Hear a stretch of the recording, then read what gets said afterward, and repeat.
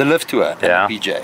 Where are we with the merger? Because it's we are nowhere. So we are nowhere. So we are right when we say we don't know what else going on. This might be a hot take, and I don't know if PGA Tour might edit this out if we ask them, but I don't think there are any goals for either party, really, on both sides, to come together and form anything. It's just the egos are too big, the plans are too far apart. I don't see a merging of any kind happening. I think it was just a stopgap, as they say in America. It's just something to tick the box, and we appeared in Congress, and we've ticked all the boxes now.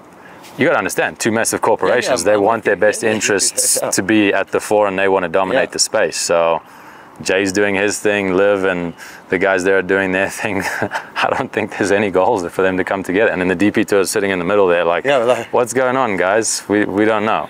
They don't have any sort of skin in the game, so they can't do too much. But I don't think we're going to see any kind of merging for the next 2 years. I think it's going to take time. Guys are talking about it now, obviously. Oh, are we going to let guys back in on the PGA Tour? How's it going to work out? Eventually, they'll have to do something because maybe the ratings are dipping. There's not that much interest, and now they need to drum up some more excitement or drama. But on the business side, I think the PGA Tour's got what they wanted. They've got a valuation now, multiple billions of dollars valuation. They look at LIV and they say, if we're doing a true merger here along business terms, where's your value? What do you have? They say, oh no, we're multi-billion.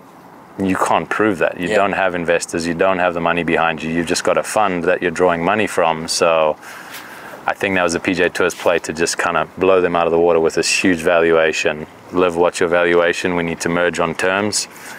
You guys are not going to get a big piece of the pie. I think that's their goal. So I feel like Rory's trending towards LIV at the moment. The way he's handled everything. Do you think that's a possibility? I don't. There's rumors he's going. You know me. I've never been one for locker room talk or theories or anything. I like some conspiracy theories when it comes to like espionage and governments and business, but in my own game, it's a lot simpler than people. You can write stories and stuff.